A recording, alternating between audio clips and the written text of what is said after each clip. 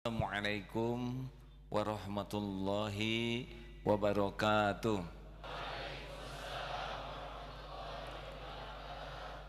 Alhamdulillahi rabbil alamin. Alhamdulillahilladzi khalaqal mauta wal hayata liyabluwakum ayyukum ahsanu amala wa huwal azizul ghafur. Allahumma salli wa sallim wa barik ala Muhammadin wa ala alihi wa ashabihi ajma'in. Semoga Allah yang maha menatap, maha mendengar, maha menyaksikan dan yang mengatur pertemuan ini terjadi benar-benar ridho kepada kita semua, karena tidak ada yang lebih penting dalam hidup ini selain keridhaan Allah subhanahu wa ta'ala. Jazakallah khair Ustaz Adi. Saya AA. Ini kali keberapa Ustadz kesini? Ketiga ya, dengan di BSD jadi keempat ya. Alhamdulillah. Saya bersyukur Allah menakdirkan beliau hadir bersama kita. AA ini Ustadz minta izin karena sering belajar di YouTube ceramah Ustadz dan Masya Allah sangat menginspirasi, menambah ilmu. Mudah-mudahan Ustadz ridho ya. Nah, kemudian semoga ilmu yang saya sampaikan yang berasal lewat beliau mengalir juga pahalanya untuk beliau. Sedikit saya jelaskan pesantren ini, boleh Ustaz ya? Jadi Darut Tauhid ini secara syariat mah susah lah. Saya tidak membayangkan akan terjadi pesantren seperti ini. Bahkan sampai sekarang pun semua ini benar-benar rencana Allah. AA sendiri nggak pernah kepikir dianggap kiai Ustaz. Saya cita-citanya dulu jadi tentara ya, kurang nyambung, tapi sekarang bersyukur jadi tentara Allah subhanahu wa ta'ala. Dulu awalnya adalah pengajian tuh di rumah, di KPAD. Yang dibahas dulu tuh adalah kitabnya Akhlak dari Imam Ghazali. Itu saja bagaimana membersihkan hati. Lalu ngontrak kamar di sini tahun 90, itulah yang jadi awal ulang tahun kita. Maaf kalau tiap tahun ulang tahunnya beda-beda waktunya ya, tergantung ingetnya ya, dan tergantung lagi sibuk atau tidak. Lalu ngontrak kamar, ngontrak semuanya. Ini dulu luasnya hanya 400 meter. Tahun 92 dibeli. Tahun 94 dibangun masjid pertama sebelah sana. Lalu 95, 96 itu terbeli yang di depan. Bertahap sedikit-sedikit. Itu dulu perumahan. Nah, ujiannya jadi Ustaz udah dengar belum Darut Tauhid itu 4 babak? Udah dengar belum ya? Nah, sekarang jadi dengar. Jadi babak pertama dulu tuh berapa? Memang senang sekali kita tuh belajar ilmu tentang mengenal Allah. Dari awal itu tauhid aja. Tapi yang menyampaikannya kurang ilmu. Jadi ilmu dapat dari guru sampaikan, begitulah terbatas ke ilmu. Sampai diujilah dari babak Darut Tauhid awal ke babak kedua yang ternyata kami merasa, khususnya saya, tidak sukses melewati ujian itu, yaitu ketika dibukakan dunia menjadi populer tahun 2009 ya itu 99 udah terserah saudara lah, pokoknya 99 itu wah mulai. Ustaz pernah lihat dulu game di TV nggak? Pernah ya.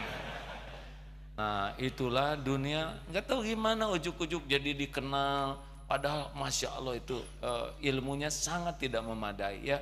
Mungkin takdir yang harus dijalani ujian dibukakan dunia menjadi kata orang sih populer dan tamu berdatangan. Hampir kayak gini dulu juga 2000 sehari itu. Tapi ya cuman dipotret gitu. Terus makin lama Darut Tauhid berubah jadi Darut Duit. Karena uang banyak, ekonomi bagus, perusahaan bangkit, semuanya. Tapi ya hanya dagang nama Aagim itu. sampai akhirnya itu sampai 2006, kurang lebih 9, 10, 8, 9 tahun. Wah, jelek sekali suasana waktu itu. Darut Tauhid terburuk pada waktu itu. Karena semuanya serba duniawi, ya. Saya belajar kurang, ke orang tua juga sedikit waktu, ngurus anak nggak keurus. Pesantren juga tidak ada apa-apanya, tidak seperti ini dulu tuh. Sangat sederhana, hanya menang di TV saja. Alhamdulillah ditolong oleh Allah tahun 2007. Sudah tahu nggak sih? Waktu itu kan heboh ya. Babak ketiga yaitu babak belur ya. Abdullah Gimnastiar menikah lagi. Wah, heboh. Saya jadi kayak buronan. Itu Masya Allah. Dan itulah saat terbaik di dalam kehidupan di Darut Tauhid ini. Kalau kata guru saya sih, Allah mau mengambil Tuhan-Tuhan yang ada selama ini, menuhankan popularitas, menuhankan perusahaan, menuhankan kekayaan, menuhankan, dan memang itu ada di sini. Tapi jamaah tidak ngerti, Allah Maha tahu. Alhamdulillah, terima kasih ibu-ibu ya yang waktu itu ngambek dan sebagainya ya, sudah membantu saya bisa melepaskan Tuhan-Tuhan yang ada di hati. Pada waktu heboh itu Ustaz ya, aduh ini pesantren untuk ngegaji tuh nggak ada. Karyawan sebagian berhenti, perusahaan bertumbangan. Tumbang betul itu. MKFM nih, radio kita ini mati mau hidup segan. Karena tidak ada untuk bayar. Listrik tidak ada, saking sulitnya ekonomi. Nah, yang bertahan, yang sekarang pada jadi pimpinan di sini, Pak Gatot dan kawan-kawan, wah itu berjuang di sini tanpa gaji. Kalau saya sih, ya udah dikasih tahu oleh guru saya bahwa ini harus dijalani dan nanti dunia akan dikembalikan kalau lulus. Akhirnya tahun demi tahun, entah bagaimana, jadi berkembang lagi Ustaz. Beginilah jadi masjid jadi bagus, katanya ada beberapa cabang saya juga tidak begitu yakin dengan ikhtiar, karena ini begitu saja. Banyak yang gabung, yang ahli-ahli yang sudah lebih pandai dalam manajemen, dalam keuangan, dalam gabung sini, ada yang gabung dengan uangnya juga, jadi saja tumbuh begini. Namanya babak yang keempat. Mudah-mudahan saat ini babak bertauhidnya dengan lebih benar gitu. Itu aja ceritanya.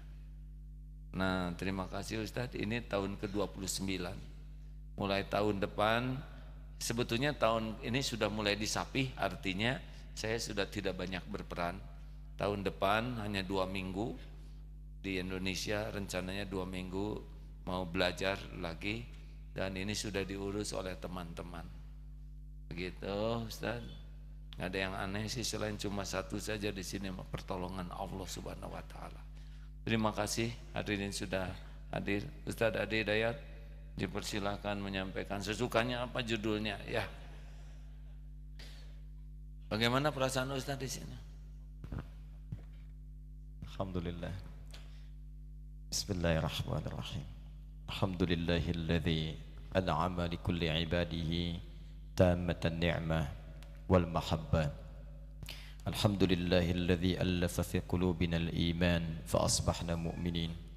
Alhamdulillahilladzi amarna bil ibadati fa asbahna minal muttaqin. Fa subhanalladzi khalaqana ahsana taqwim fa nahmaduhu hamdan syakirin hamdan na'imin kama 'allamana an nahmadah. Wa nusalli wa nusallimu ala afdalil anbiya'i wal mursalin an-nabiyil amin al-habibil karim nabiyyina Muhammadin wa ala alihi wa sahbihi wa ummatihi ila yaumiddin. Amma ba'du. Assalamualaikum warahmatullahi wabarakatuh. Alhamdulillah. Saya Adi.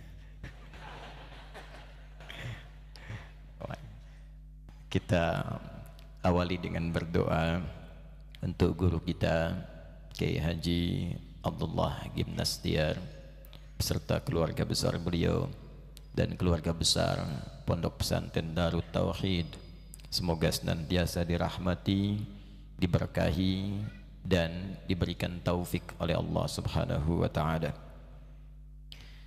Kiai itu bukan gelar yang memang mesti difikirkan.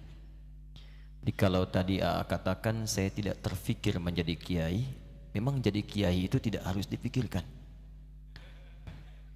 Karena kalau kita melihat hadis Nabi, itu diantara anugerah memang yang tidak bisa dikejar dengan pikiran dan pengetahuan formal. Tidak ada fakultas jurusan kiai.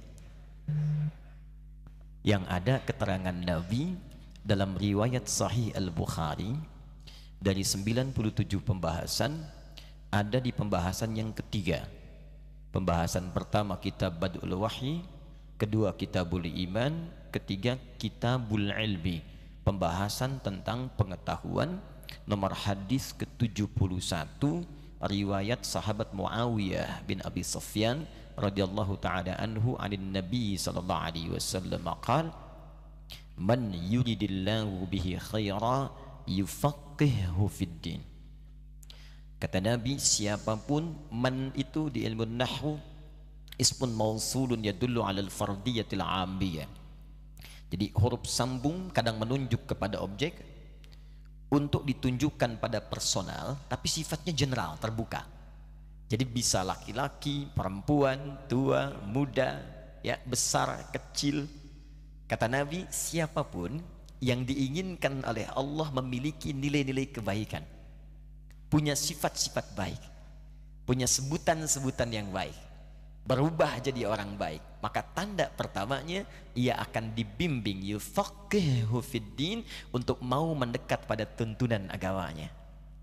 Di dasar, semakin kemudian dekat, semakin mencintainya, semakin mendalaminya, mulai mempraktekannya, maka mulai naik kemudian urutan-urutan kemuliaan yang dilekatkan oleh Allah Subhanahu wa taala. Itu yang disebutkan isyaratnya di Quran surah ke-58 ayat 11. Yarfa'illahu alladhina amanu minkum walladzina utul ilma darajat. Allah akan mengangkat urutan-urutan derajat dari dua golongan yang utama. Satu, ahli iman. Biasanya kalau iman disebutkan, maka temannya amal soleh.